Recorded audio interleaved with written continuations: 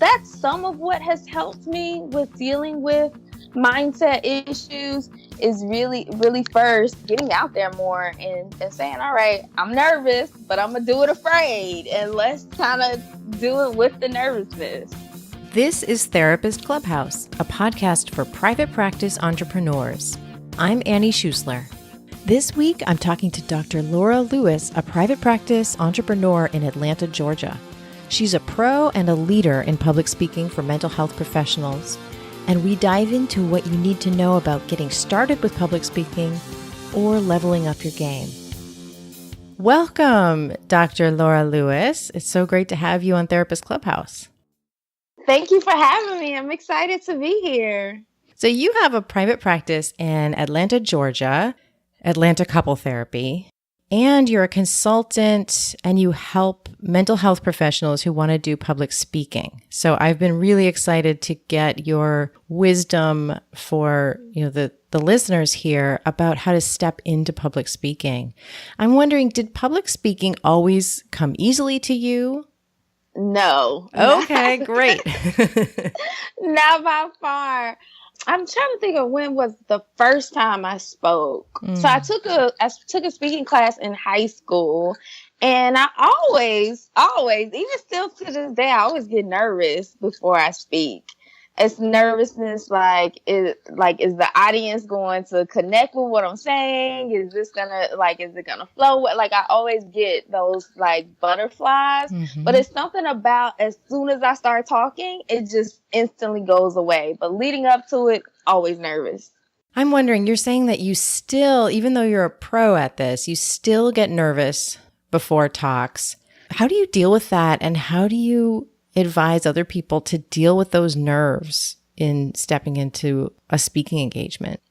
So for me, I'm an introvert. And so I get a lot, mostly my energy comes from being by myself or being with a small group of people. And so when I speak, it's usually a lot of people. And so part of managing my energy is taking breaks. And so during those breaks, I usually, when I speak for a full day, I usually take 15-minute breaks every hour and a half. And then I'm just kind of by myself, recharging. And then before a speaking engagement, typically I'm listening to music, doing some things that kind of help center myself in the moment. And so that's what I find to be helpful. Okay, so this is kind of you saying that you're an introvert and that you get nervous. I feel like is kind of blasting through a lot of excuses that we come up with why we shouldn't have to do public speaking. So I love that you're talking about how to deal with those things and how to balance those things. And I'm an introvert as well.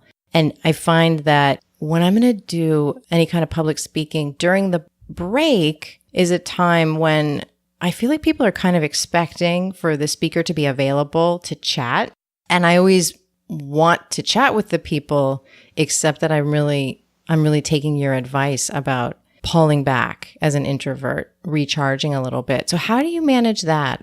Do you just walk away or how do you avoid the chatting?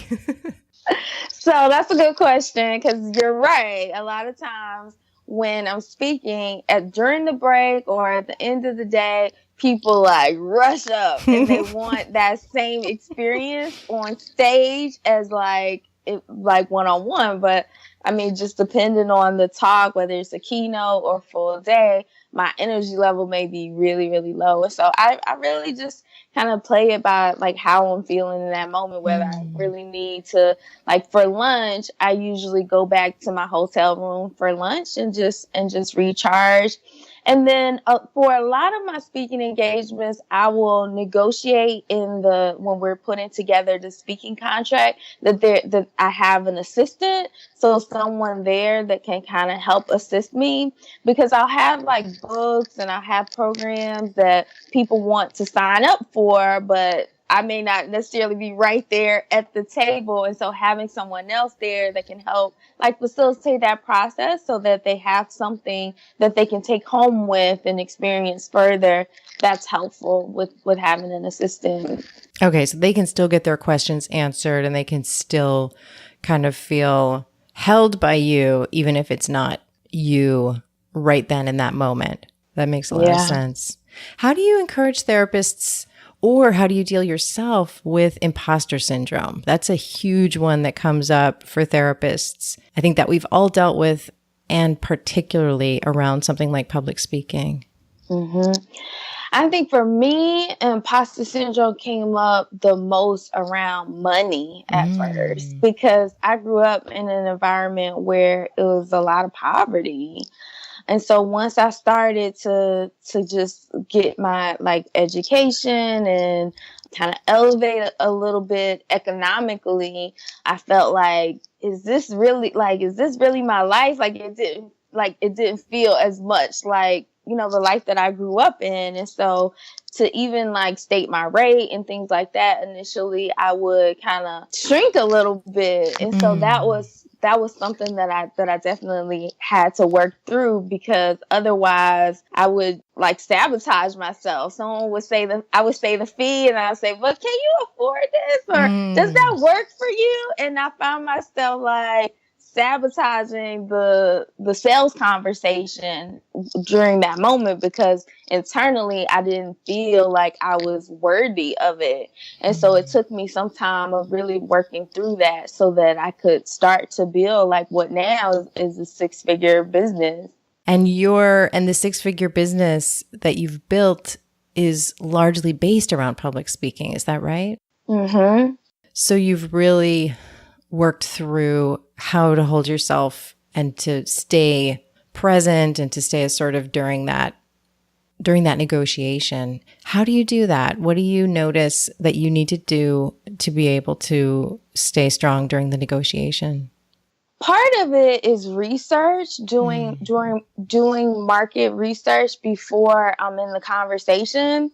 And so I can remember one time I was talking to a college, and they said, we were having the sales conversation. We're getting to that point where we started to talk about money. And they said, well, we only have a budget of $3,000. Is that something that, you could work with? And at that point, I had never gotten paid $3,000. And so just to know that exists, just to know, like, just to have like some lay of the land in terms of what's available for therapists as speakers has helped me in kind of standing a little bit more boldly in what my rate is. Okay. And I've heard people recommend before to ask, what is your budget? So when someone asks you, can you speak, and what's your fee? And if you're someone who's just getting started with speaking, to go ahead and ask them, well, let's have a conversation. What's your budget for speakers? Do you think that's a good idea? Or do you think it's better to just jump in with a figure? There are different schools of thought on that. Definitely in the beginning, I'd say asking what the budget is can be really helpful, because as a beginning speaker, you're still kind of getting your wings in terms of what feels comfortable to you, what rate feels like it makes sense for you. And so asking what the person's budget is helps take a little bit of the pressure off of you, but also enter into the fee conversation. And so I'd say definitely at the beginning, but then once you have been speaking for a while, then you start to look at, okay, that means time away from my practice, and say, I don't know, you say you charge $150 per hour, and that's a full day that you have to be away from your practice. That's travel time. That's time away from my kids. And so as you start to count up the cost of what it actually costs you to be away from your therapy practice, then you may want to be have a little bit more parameters around, okay, well, for me to come, this is what it would look like. This is what my rate would be. Okay. Yeah. And I love this idea of looking at the cost and the opportunity cost. And even if you're doing a talk on like a Saturday or Sunday where you might not normally be seeing clients anyway, that means that either you don't get a day off or you've got to take a day off. So it's still going to impact the rest of your business. Absolutely. Absolutely. It's, if you're traveling, then it's usually a night before. So then that's usually 2 days. And then if it's a full day, then usually you're going to stay another night. So then that's 2 days. And so I would say definitely you want to take that into account if you're doing something else too. Like I have multiple streams of income. Speaking is not the only stream. And so I have to consider like, how does that work with my overall well-being, you know? Mm-hmm. Well, and so you're talking and you're at the place in your business where you're doing a lot of speaking, where that is what you're being paid for, is the speaking itself. And then a lot of people, who are starting out, who are listening, are at a point where they're not so much charging for speaking, or at least they're not charging a ton for speaking, but they're doing speaking in order to build their practices, or they're doing speaking in order to build their email lists so that they can then, open up more streams of revenue. So for someone who's at that stage where they're just wanting to get out there more and do more speaking, perhaps not even for a fee, what would you tell someone at that stage about how to get more speaking gigs?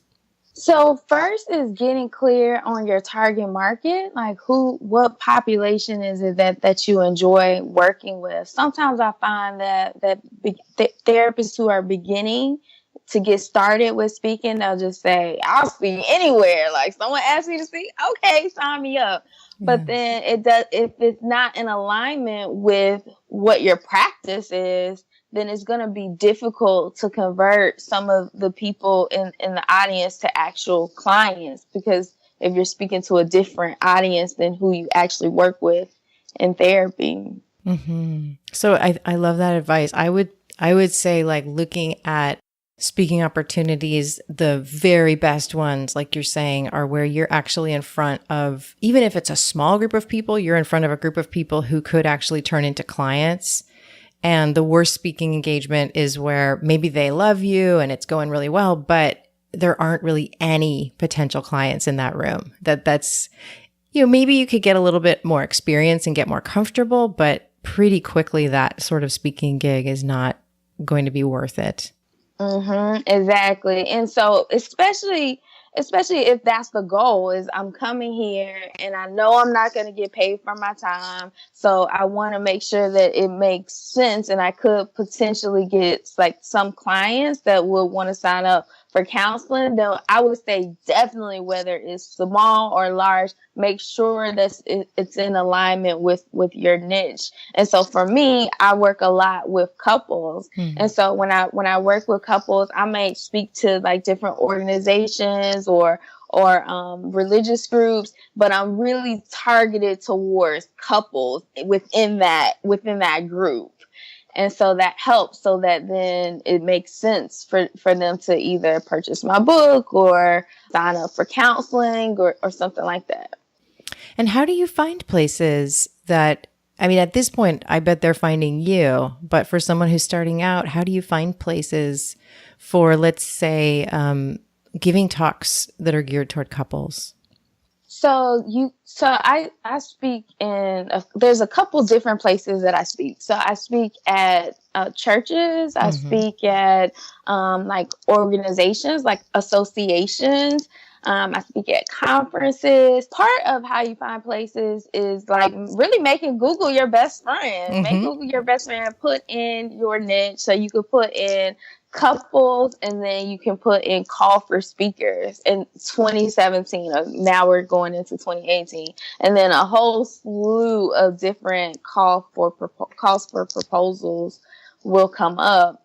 And then it's just a matter of reaching out to them. I used to be a telemarketer when I was in high school, when I was like 17.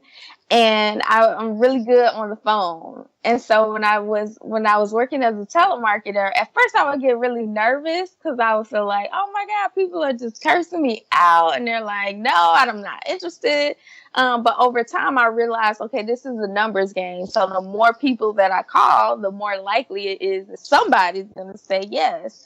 When you are a beginning speaker, it's going to be people that say, no, this isn't a good match. Even if you're an advanced speaker, it's going to be people that say, oh, I don't think that this is a good match. And it's just a matter of going on to the next organization. Okay. So expecting that there's going to be rejection and not taking it personally seems so important. And that if Absolutely. that if they reject you, it's to be expected. I know we had a guest recently, Mercedes Samudio, saying, expect that about 1 out of 5 is going to work out because it's going to be the right timing and the right match, and just keep going. Mm-hmm. And so I would say like corporations are also a good place for especially paid speaking opportunities. And so even like I started to notice, especially in my therapy practice, that I was getting a lot of referrals from like a corporation that's in Atlanta.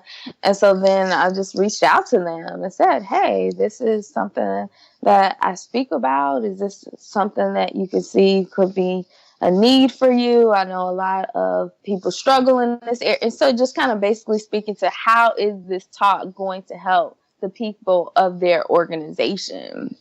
Excellent. And so stepping into those phone conversations, it sounds like you want to focus on thinking about it from their point of view, their needs. Yeah, absolutely. And I think too, I want to ask you about having an online presence that shows you as a speaker. How would you go about setting that up and making it clear on your website that you've got, some quality speaking available?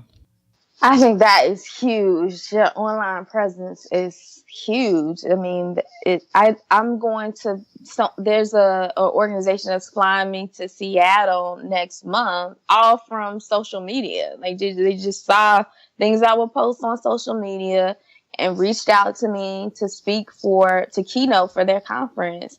And so I think being consistent with some of the things that you post online. So for example, for me, a lot of the work that I do is around like relationships and how couples can have better intimacy, things like that.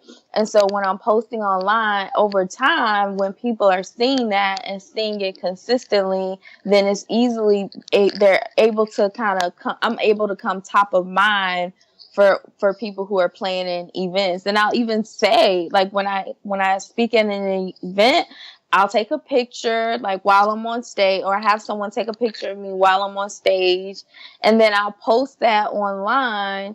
And so then that helps with something it's called social proof, because people begin to see you as that area that you do. So they begin to see you more as a speaker.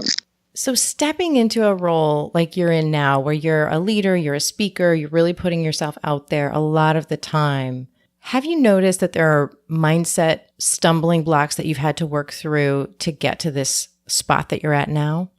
Absolutely. Absolutely. Mindset shifts on so many levels. Like when I first got started speaking, when I started getting paid to speak, I did CEU speaking engagements.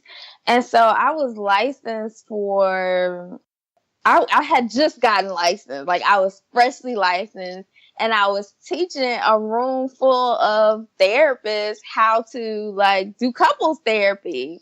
And so now, mind you, my dissertation was on relationship issues. I had worked with couples for a number of years, but the idea of being in a room full of therapists that were much older than I was kind of intimidating.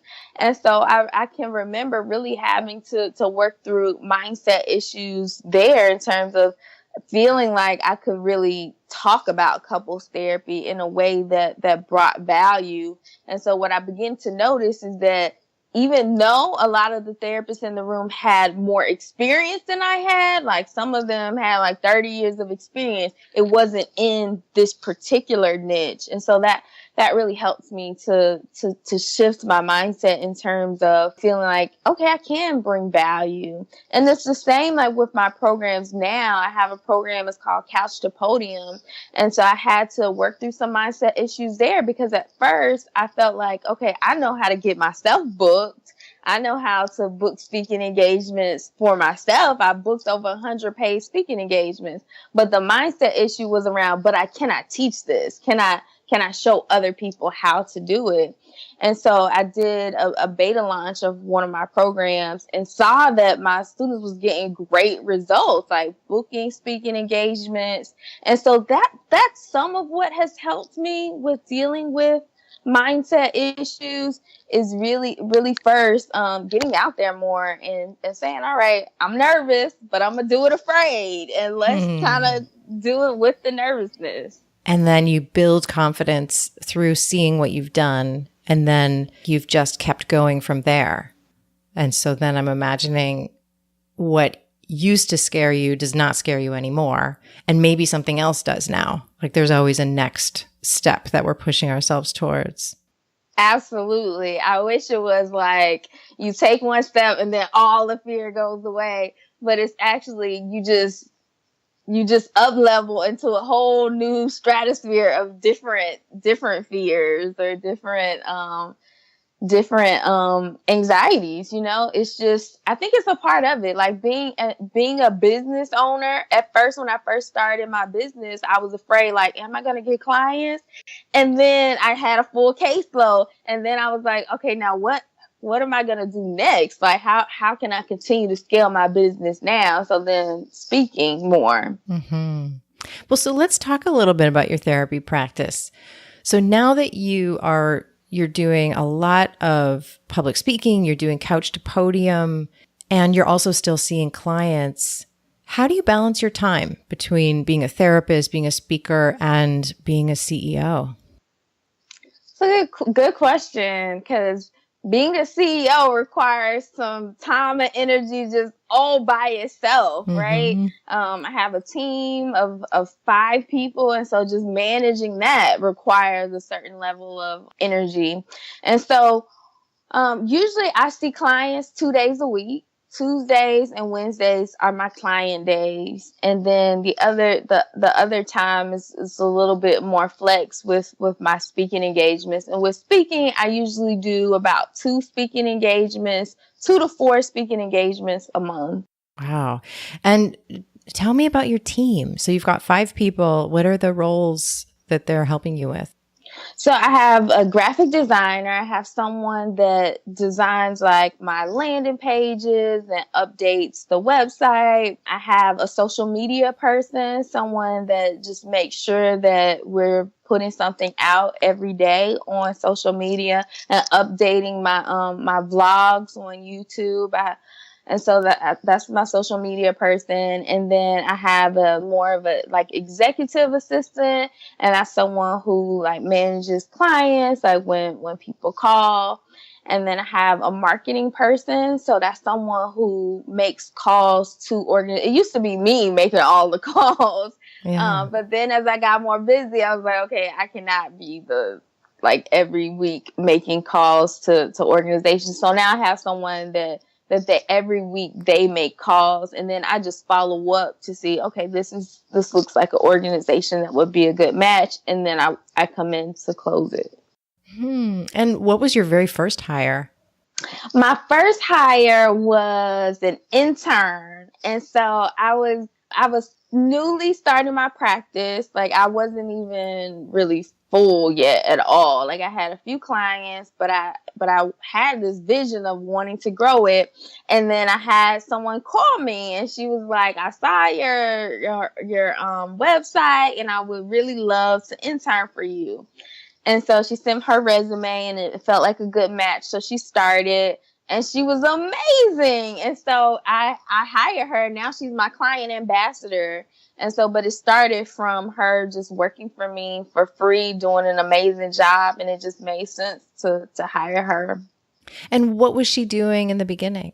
In the beginning, she was handling calls. Like I think that is the biggest thing, that to take that load off, because as a practice owner, if we don't answer the phone, then money gets lost, right? Yes. And so I was finding that like shifting roles, like when I shift from, okay, I'm doing therapy, now I'm on the phone, now I'm having a business call, that really messed with my energy level. And so to be able to have someone that I can just say, okay, you got this, you can take care of the calls, that took a huge weight off. Yeah, I think too, I'm an introvert also. And I think those phone calls can really take a lot out of you. So I think that's a really smart thing to consider being your first hire is to have somebody handle all of those inquiries and someone who can someone who can handle them really well because they have some knowledge about our field, but to consider handing that over, which I know is hard for a lot of therapists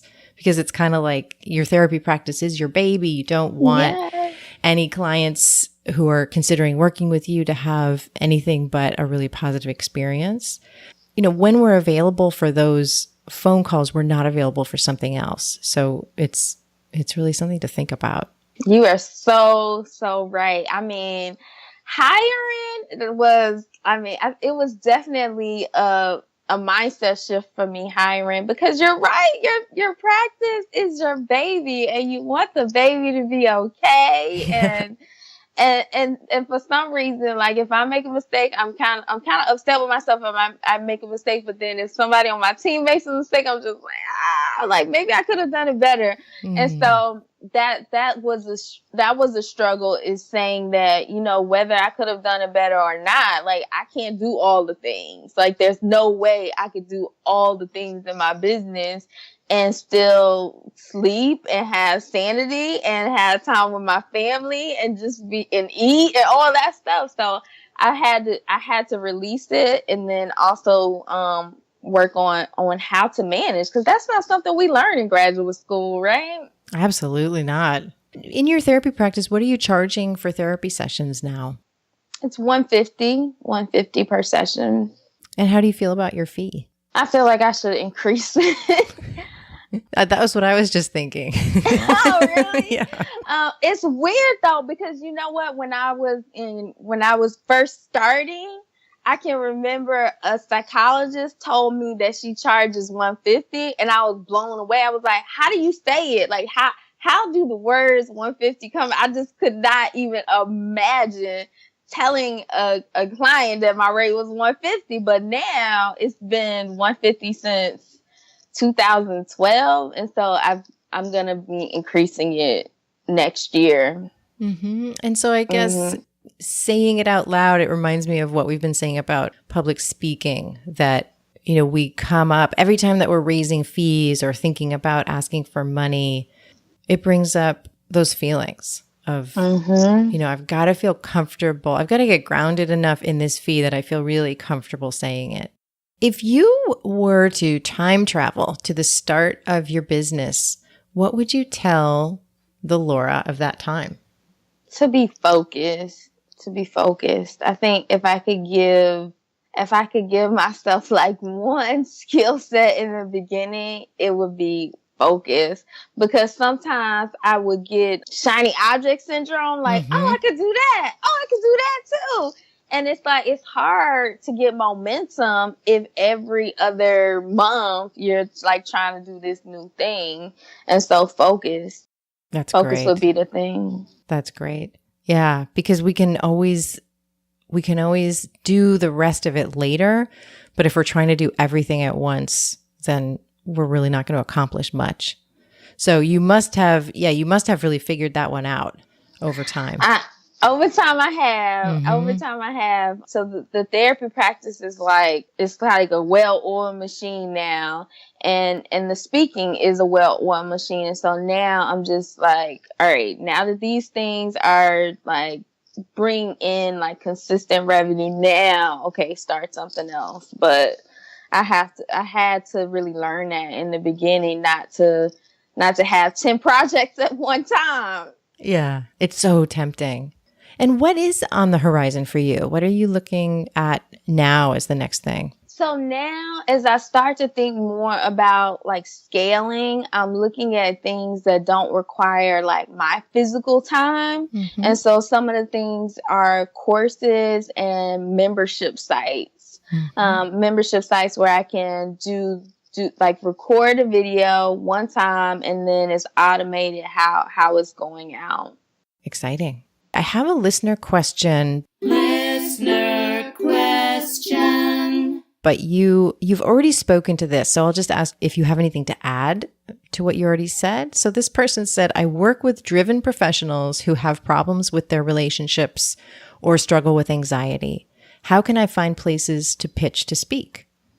The government is the biggest purchaser of everything. And so when I started my practice, I got a government contract pretty soon after I started my practice. And it was like, I did speaking engagements with the city of Atlanta. And so I would say, look at government contracts, because there's a lot of opportunity there. And then for anxiety and stress management, relationships, corporations would be a good avenue to look at, particularly with corporations, human resources. Human resources, they're always looking for ways that they can increase employee engagement and increase employee productivity. And so if she could pitch something like, all right, as a result of this workshop, the people within this corporation will learn how they can experience less stress. And then as a result, when they show up to work, they can be better focused and they can be more efficient. Some of the research suggests that when people are experiencing relationship problems, it has an impact on their overall immune system. And so that's less of them calling out sick. And so just speak to, how does this impact the corporation's bottom line? Oh, beautiful. Super helpful. So what is the very best place for therapists to find you and throw compliments at you? Well, I have a Facebook group. It's called Mental Health Speakers on Facebook. And so I'm always in there once a week doing a different video on how therapists can get paid to speak. Excellent. Yeah, I'm part of that group. It's very supportive. Oh, you are? That's how I first found you. Okay. I just really want to thank you for taking time and talking to us today. It's been such a pleasure to talk to you. Okay. Well, thank you for having me. This was awesome. Thanks for listening to Therapist Clubhouse. Registration has just opened up for the Superpower Method for Therapists group program, which only happens twice a year, and registration will close on February 8th. Here's what we'll do in this 14-week program. You'll get clear on your right fit clients and your niche. You'll identify your superpowers and how to use them in your business. You'll create a marketing plan based on those superpowers and to target your right fit clients. And you'll figure out where your practice is going next. To learn more about the program and hear what some participants have to say about how the program impacted their businesses, go to coachingwithannie.com and click on the Superpower Method. If it's time to build your business into something unique and profitable, let's get started. You'll have 7 homework assignments designed to help you transform your business, one due every other week. We have 14 group calls to support you through the process. You'll also have an individual consult with me at the beginning of the program, just to make sure it's the right fit for you and then to set your goals for the program. Then you'll get free ongoing support after the 14-week program ends in our exclusive alumni program. So this is a lifetime program. I will see you next week. I'm just thinking about what direction to go. There's so many different things I want to ask you.